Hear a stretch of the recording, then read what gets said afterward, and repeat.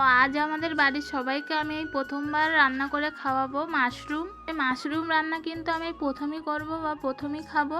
Mushroom কিন্তু অনেক রকমেরই হয়, তো এটা কি নাম আমি কিন্তু জানি না। তোমরা যদি জেনে থাকো এই মাশরুমটার নাম কি তাহলে কমেন্টে জানাবে। তো এই মাশরুমগুলো কিন্তু ততটাও ভালো ছিল না, কেমন যেন একটা কালো কালো মতো হয়ে গেছিল। কেটে কেটে বাদ দিয়ে আমি কিন্তু ভালো ভালোগুলোই নিয়েছি। ওই মাশরুমের ওপরে কিন্তু একটা ছাল মতো থাকে, সেটাকে ফেলে দিতে হয়, আর ওর ভিতরের যে কালো কালো এগুলো থাকে ওগুলোও কিন্তু ফেলে দিতে হয়। এই মাশরুম কিন্তু গ্রামের দিকে প্রচুর পরিমাণে হয়, এই বর্ষাকালে কিন্তু বেশি দেখা যায়। গ্রামের দিকে যে খড়ের গাদাগুলো হয় তার ভিতরে কিন্তু বেশি দেখা যায় এইগুলো। তো আমাদের গ্রামের ওদিকে কিন্তু আমরা বলতাম ব্যাঙের ছাতা, তো এই শহরে এসে দেখছি এগুলোকে খায় আর এগুলোকে বলে মাশরুম। এদিকের লোক কিন্তু এগুলোকে প্রচুর পরিমাণে খায়।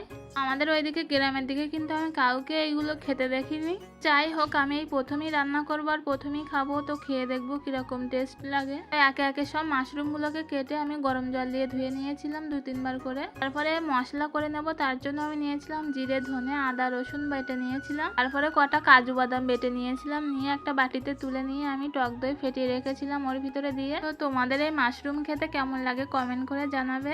আজ আমি তো এটা প্রথমবার খাবো, তো যদি ভালো লাগে তাহলে তো এর পরে আরো খাবো, আর যদি না ভালো লেগে থাকে তাহলে তো আর কোনোদিনই খাবো না। তো ওদিকে তো আমি কড়াইটা বসিয়ে দিয়েছিলাম, দিয়ে গরম হয়ে গেছে। এবারে আমি 1 চামচ বাটার দিয়ে দেবো। তোমাদের কাছে যদি বাটার না থাকে তাহলে কিন্তু সাদা তেল দিয়েও করা যাবে। 1 চামচ বাটার দিয়ে দিয়েছি, দিয়ে বাটারটা গলে গেলে আমি দিয়ে দেবো এবার মাশরুমগুলো।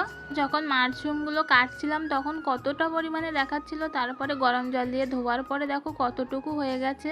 সব মাশরুমগুলোকে আমি লাল লাল করে ভেজে তুলে নিয়েছি। তো আমাদের বাড়িতে লোক হচ্ছে 5 জন, তো এইটুকু মাশরুমে কি হবে তার জন্য আমি দিয়ে দিয়েছিলাম কটা আলু কেটে। কড়াইতে আরো কিছুটা পরিমাণে তেল দিয়ে আমি আলুগুলোকে ভেজে তুলে নিয়েছিলাম। আলুটা ভাজার পরে আমি কড়াইতে দেখছিলাম কিছুটা তেল আছে, তার ভিতরে আমি 1 চামচ বাটার দিয়ে দিয়েছিলাম। তারপরে এবার দিয়ে দিয়েছিলাম আমি ফোড়ন। তো ফোড়নে দিয়েছিলাম আমি শুকনো লঙ্কা আর গোটা জিরে। ফোড়নটা দিয়ে নেড়ে চেড়ে তারপরে দিয়ে দিয়েছিলাম আমি পেঁয়াজ আর লঙ্কা কুচিটাকে ভাজা ভাজা করে নিয়ে আমি দিয়ে দিয়েছিলাম লবণ, হলুদের গুঁড়ো আর লঙ্কার গুঁড়ো। তো এগুলোকে কিছু সময় ভেজে নিয়েছিলাম, নিয়ে তারপরে দিয়ে দিয়েছিলাম আদা, রসুন আর জিরে, ধনে বাটা। তো সব মশলাগুলোকে আমি ভালোভাবে কষিয়ে নিয়েছিলাম, নিয়ে একদম লাস্টে দিয়ে দিয়েছিলাম টক দই আর কাজু বাটা, আর দিয়ে দিয়েছিলাম সামান্য পরিমাণে চিনি, দিয়ে ভালোভাবে কষিয়ে নিচ্ছিলাম। যত সময় না তেল ছেড়ে দিয়েছে তত সময় কষিয়ে নিয়েছি। মশলাটা ভালোভাবে কষানো হয়ে গেলে আমি আলু আর মাশরুম ভাজাটাকে দিয়ে দিয়েছি, দিয়ে কিছু সময় কষিয়ে নিয়েছিলাম মশলার সঙ্গে। তারপরে দিয়ে দিয়েছিলাম